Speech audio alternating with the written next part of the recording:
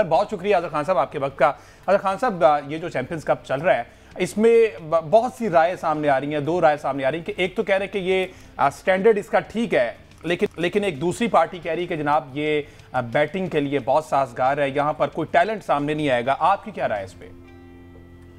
बहुत शुक्रिया आपका इनवाइट करने का अपने शो में। अच्छा, मैं बात ये कर रहा हूँ कि अभी आपने जो क्वेश्चन किया ना जी सर, इसके दो जो है ना वो मफहूम मुझे समझ आते हैं। एक तो ये कि जो करंट चैंपियनशिप जो चैंपियंस ट्रॉफी चल रही है जी, इसके बारे में आपने बात की, तो मुझे कुछ चीजें जो है ना वो इसलिए समझ नहीं आ रही कि इस चैंपियंस ट्रॉफी से आपको क्या हासिल होगा और क्या नुकसान होगा। मैं पहले ये देखना चाहता हूँ कि ये चैंपियंस ट्रॉफी जो वनडे क्रिकेट है, मतलब 50 ओवर पर महीत है, 100 ओवर होने हैं, इसमें अभी जो आपने बात की कि जो सुबह के वक्त या जब 3 बजे मैच शुरू होता है तो उसका धूप जो है वो अपनी पूरी तमाज़त के साथ मौजूद होती है, और लड़कों के लिए ना वो जो 50 ओवर होते हैं ना धूप के,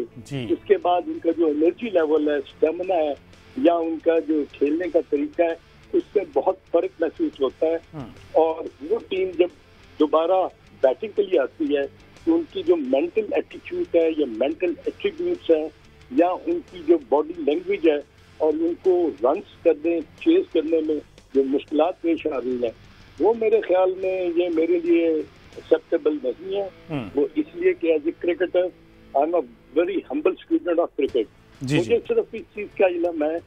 कि ये वनडे क्रिकेट जो है, अगर आप इसमें इतना थक जाते हैं तो फिर आप मुझे बताएं कि टेस्ट मैचेस जो कि 5 दिन पर मुहित होता है, उसमें आप मेंटली, फिजिकली, टेक्निकली कितने आपको आप अपने जोर बाजू के साथ ना वो टेस्ट मैच खेलेंगे। अब ये तो बात आ गई सिर्फ वनडे की, तो हमारी प्रिपरेशन किसकी होनी चाहिए थी, वनडे की या टेस्ट मैचेस की? टेस्ट मैचेस जो है वो 5 डेज के होते हैं, वनडे जो है 50 ओवर का। अब 2 नए बॉल इस्तेमाल हो रहे हैं, 2 नए बॉल जो इस्तेमाल हो रहे हैं 25-25 ओवर के जो है ना वो दोनों साइड से ओवर होते हैं। अब बॉल की जो आप लिकर देख लें या उसकी जो सीम देख लें या उसकी हार्डनेस या सॉफ्टनेस देख लें, वो जब 2 बॉल इस्तेमाल होंगे तो उनको इतना फर्क नहीं पड़ेगा। When you go into the test matches तो वहाँ 90 ओवर्स पर डे जब आपने करने हैं ना, तो जो कोकोबरा का बॉल है उसकी जो हार्डनेस है उसमें फर्क पड़ जाएगा। 25-30 ओवर के बाद उसकी सीम नीचे चली जाएगी, abrasive nature of the pitch होगी, उसकी वजह से वो स्टफ्ड अप हो जाएगा। और बॉल अगर रिवर्स हुआ तो रिवर्स करने के लिए आपके पास ना एटलीस्ट 145 प्लस से बॉल करने वाले बॉलर मौजूद होने चाहिए।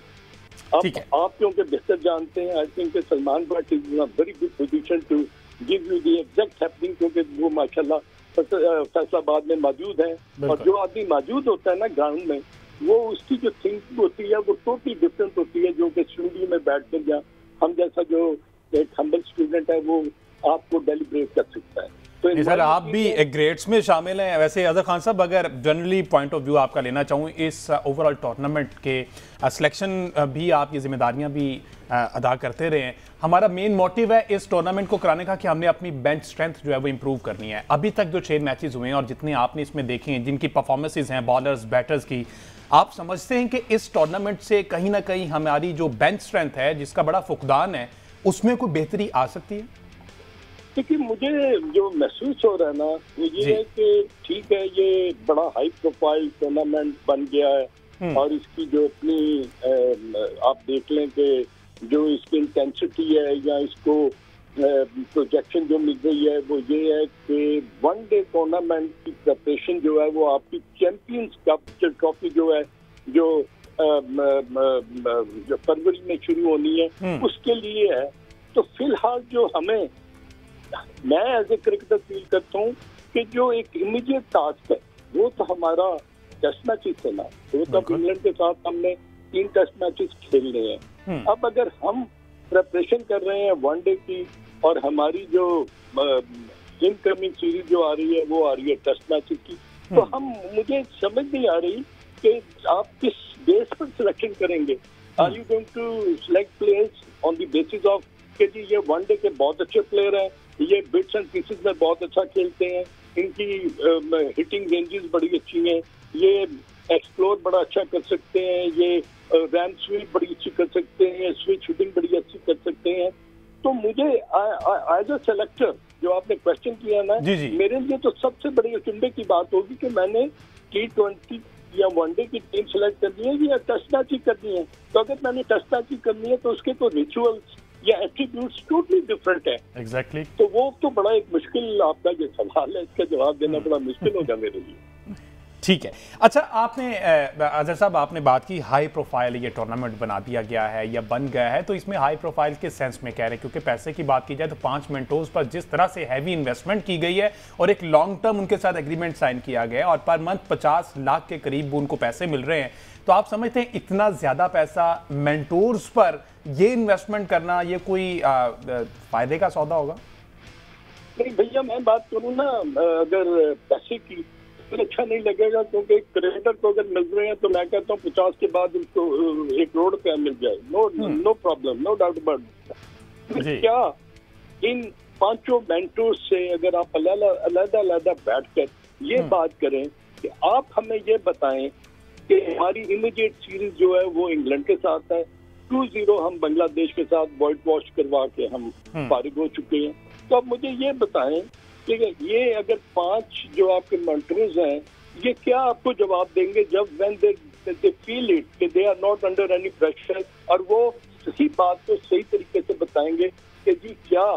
वनडे की प्रेपरेशन जो है टेस्ट मैच के लिए ठीक है। अगर इतने बड़े बड़े आपके जो लेजेंड्स हैं, जो क्रिकेटर्स हैं, अगर ये कहें कि नहीं ये ठीक है जी, ये होना चाहिए, अच्छा एक टूर्नामेंट हो रहा है, उसमें हम नया टैलेंट भी ढूंढ रहे हैं, हमें पूरा फॉर्म में आ जाएंगे,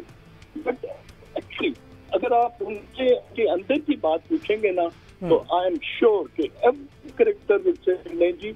यही वनडे क्रिकेट को ना 4 डे में कन्वर्ट करके अगर आप 4-5 मैचेस खेल लेते तो एक डिफरेंट आपका माइंडसेट होता, आपकी बॉडी लैंग्वेज डिफरेंट होती। तो मेरे लिए ये समझना बिल्कुल काफिर है कि मैं कैसे ये कह दूं कि जी आने वाले दिनों में ये वनडे क्रिकेट है, ये कॉरेस्पॉन्ड करेगी आपकी टेस्ट क्रिकेट से।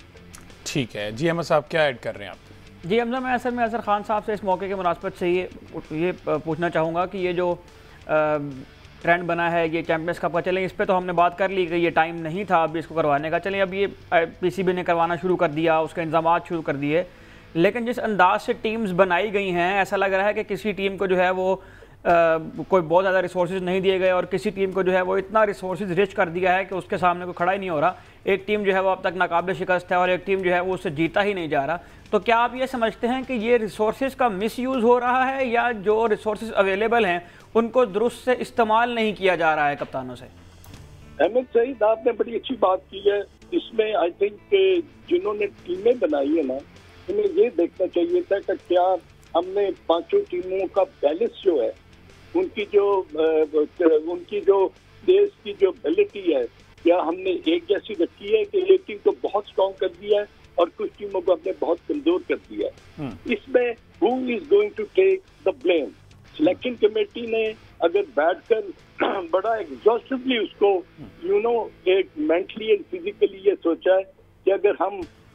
ऊपर ले 6 बैटर्स जो हैं वो किस किस्म के होने चाहिए, ऑलराउंडर कैसा होना चाहिए, फास्ट बॉलर कैसे और स्पिनर कैसे। एक टीम में आपने 2 राइट आर्म लेग स्पिनर डाल दिए, शादाब भी खेल रहा है और उसामा भी खेल रहा है। इट मीन्स कि ये चीजें जो है ना वो आप अगर यहाँ बैठकर माशाल्लाह बहुत अच्छा तज्जिया करते हैं, आपकी बड़ी गहरी नजर है, तो अगर आप इसको हाईलाइट कर सकते हैं तो why not those people who are legends of cricket हैं, तो उनको तो ये पता होना चाहिए कि मिसबा की टीम तगड़ी है या वकार यूनुस की तगड़ी है या सरफराज की है, शुएब मलिक की है। ये बैलेंस जब तक नहीं ना होगा, आपको मैं बताऊं डिपार्टमेंटल क्रिकेट क्यों बहुत सक्सेसफुल रही, इसलिए कि हर टीम को पता था कि हमने अपने जो 15 लड़के हैं ना वो इतने तगड़े बनाने हैं, उसमें सिफारिश का आंसर कहीं भी शामिल नहीं होगा। हबीब बैंक की टीम ले लें, नेशनल बैंक की, UBL की, PIA की, आप MCB की, अलाइड बैंक की, ये सब टीमें जो थी ना कोई ऐसा आप खिलाड़ी उसको हाईलाइट नहीं कर सकते थे कि ये कहीं सिफारिश से आ जाए, क्योंकि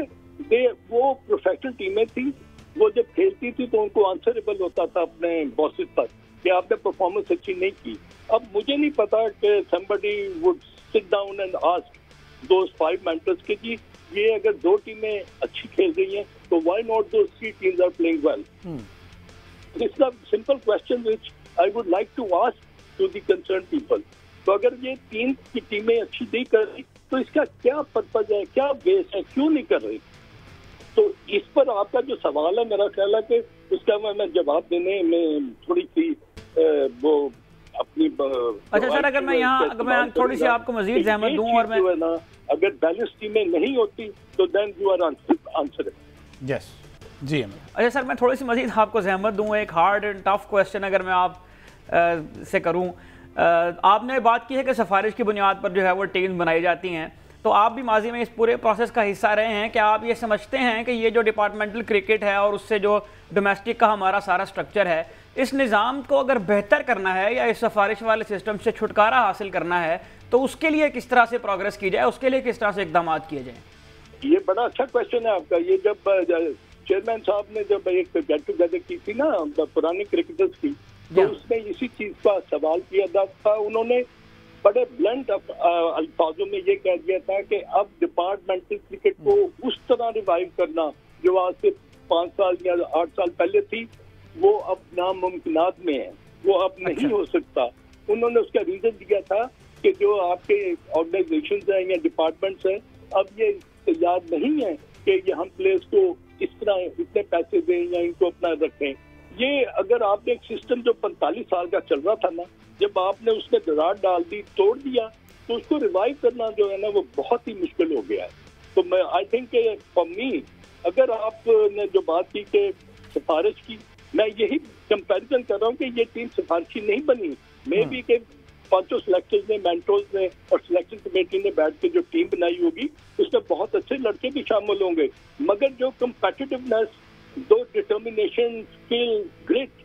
ये जो हमें डिपार्टमेंटल क्रिकेट में मिलती था वो हमें अब नजर नहीं आ रही। क्योंकि I was also the part of that cricket. मैंने 1973-74 से हबीब बैंक की तरफ से खेलना शुरू किया था, तो हमारी टीम में कभी भी ऐसा नहीं हुआ था कि कोई उंगली भी उठा दे कि ये बंदा सिफारिशी था। तो दैट इज द रीजन कि वहां पर जो आपकी कम्पिटिटिवनेस थी वो दूसरे मतलब है कि आजकल के दौर में से बहुत बेहतर थी।